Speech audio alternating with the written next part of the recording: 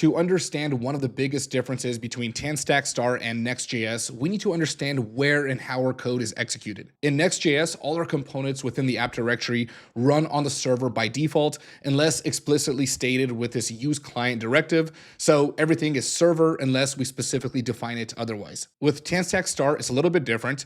All our code is isomorphic by default, which simply means that it runs both on the server and client. Now, how this works is on first page load, your code will execute on the server, and then on subsequent request and during navigation, all that code is now run on the client. Now, both of these frameworks have their own approaches in how we work with server-side code and fetch data. In Next.js, if you're using server components, you can easily make queries directly to your database and work with server SDKs right within your component, which is actually really nice. However, if you're using a client component, now what you need to do is put that server-side logic into an API route, and then you're going to have to call that API endpoint. Now, in TanStack Start, we have something called server functions, which allow you to execute server-side code from both the server and client. Essentially, what's happening here is we're creating a function that, when executed, executes the code inside of it on the server. And this means that we can actually call this on the client. Now, the best part about this is that unlike Next.js server actions, we can perform both post and get requests with the server functions.